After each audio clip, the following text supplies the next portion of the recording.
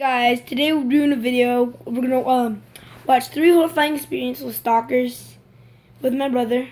Beckham, come on, be a stalker. Beckham. Okay, well then I'll just start the video. Paths of nearby forests and going to bars. It all starts with a visit to one of the bars around the area I live in. I would usually just have either a Fanta or a Coke and leave in about a couple of hours. So I did that, left the bar, and started to walk back to my motorcycle. I sling my leg over and I take a look around and I spot someone peeping around a corner.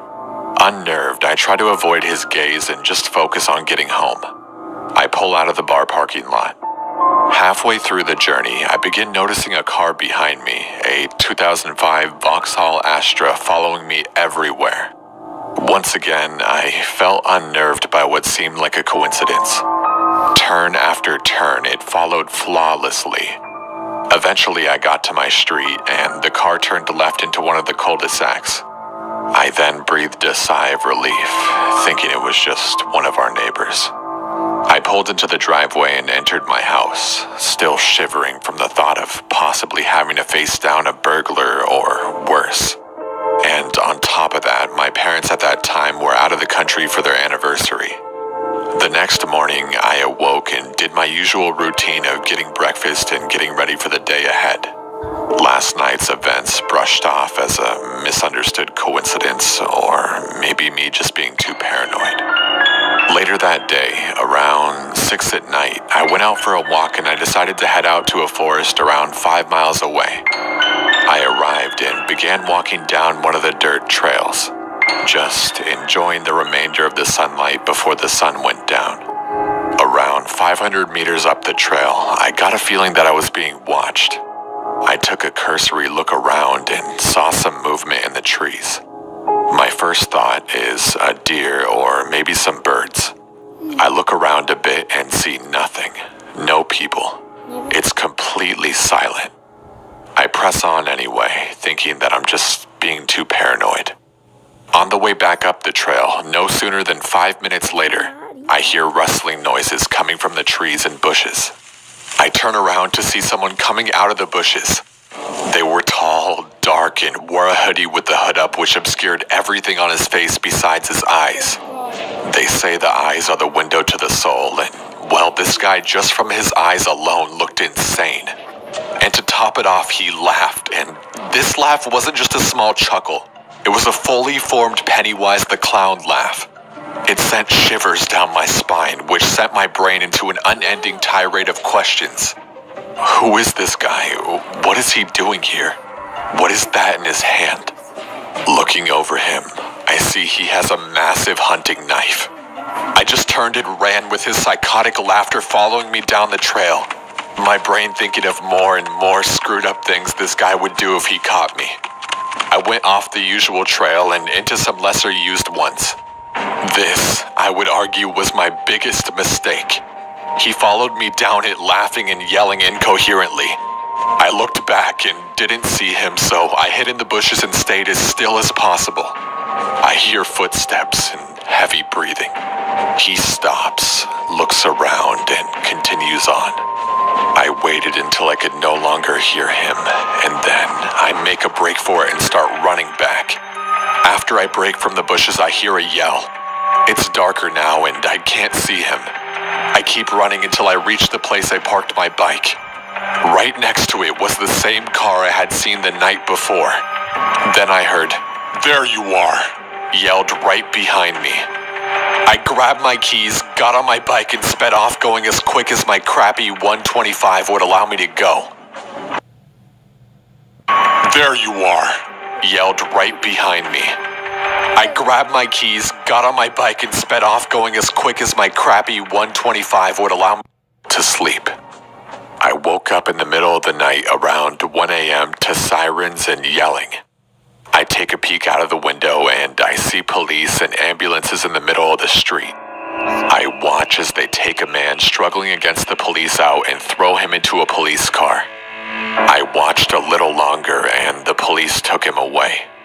I went to sleep safe with the knowledge that I and my neighbors were safe.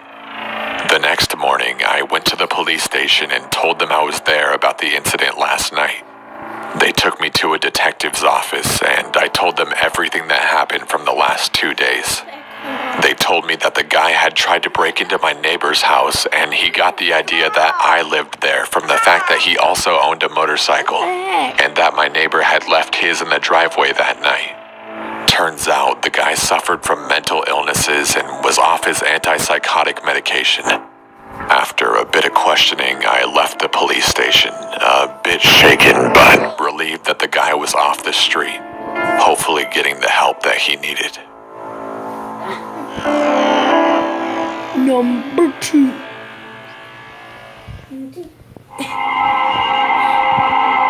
My girlfriend is 17 and she has 2 outdoor working type jobs that she loves. She works up in the hills of Western Australia where she has to drive an hour each day to get to her work. It kinda sucks as there's no mobile connection up there, so I have no idea the times that she gets home from work. She works as a high ropes course instructor at a campsite for kids and adults that come for the day. Sometimes she can work pretty late and ends up driving home when it's really dark. And let me say, she doesn't exactly have the best car. It's well known for the amount of times it breaks down by overheating, especially in the summer. Luckily, her dad taught her how to fix this, as there's no reception up there for help. The roads home are long, empty, and barren with no signs of life anywhere. As usual, every now and then my girlfriend's car decides to break down, and this time I was getting particularly nervous as it was nearing 8 p.m. and she still wasn't home. She rung me when she got to the nearest town with reception, crying and unable to speak on the phone. I desperately tried to calm her and asked her what had happened. She choked back tears and explained this story from the beginning to me. She had been driving home as usual as the sun set on the horizon, blaring out her AC/DC CDs down the long, empty, straight roads home. Her car had begun jerking and she was unable to push down the accelerator without it sticking. Anyways, long story short, her car had broken down again. It was getting pretty dark, but still light enough for her to see as she was head deep under the hood of her car trying to find the problem. About half an hour passed, and at this time she was considering sleeping in her car for the night until help came around. This was until she saw the headlights of another car coming out of the tree line about 500 meters from the dense bush littered with empty camping grounds. My girlfriend's not the most confident person, but this time she really needed help, so she decided to flag down the car. She said it was a silver soccer mom car that was covered in red dirt. She assumed it to be a camper who decided to leave late and was now being waved down by some crazy teenage girl. The car pulled up slowly a short distance behind hers, and a tall, lanky young man stepped out. He was wearing a soccer-themed hat and dirty clothing. This was usual for my girlfriend, as she's used to seeing dirty campers every day at work, so it didn't strike her as worrying. Now, the thing that did worry her, though, was that the man's car had no license plate. The man grabbed her attention by shouting over what tools he'd need to grab out of his car to help her. He seemed nice enough. He brought an old bag full of car appliances in to temporarily fix the car so she could make it back home. By this time, my girlfriend was having to use the light on her phone so that they could see what they were doing. She told me he was very quiet and barely spoke a word while standing next to her. Only the crashing of tools was breaking the silence of the empty woods. Suddenly, the man looked up at her and said, "Hey, would you mind getting the duct tape out the back of my car so I can patch this pipe up real quick?" Alright, so my girlfriend has a good heart and sometimes can trust people a little too much. So she did as he said and walked over to his car. He shouted back at her that the car door was stiff, so she would have to yank it open to get inside. She pulled open the door and was struck by the foul smell of body odor. The car was filthy and full of tools. She spotted the duct tape among a pile of rusty tools on the far seat and was reaching over the seat to get it when she felt someone shove her by her back legs into the car. She turned around, screaming at the man to get off of her and kicking him in the head as he tried to hold her down by her ankles on the back seats. When he leaned in close enough, she reached down and grabbed one of the tools laying on the floor and swung it at his head. He swung his head back and fell onto the road as she stumbled out the car with her phone. She didn't pause for a second and sprinted towards the tree line, only looking back to see the man on his hands and knees spitting blood onto the tarmac. She ran into the nearest set of bushes that led into the woods and didn't stop until she reached a campsite. She ran into a camp of 2 men with their kids who were eating dinner at the time. She couldn't stop crying and told the men what had happened. One of the men ran off in the direction she had came from to try and find the sick fuck who tried to abduct her.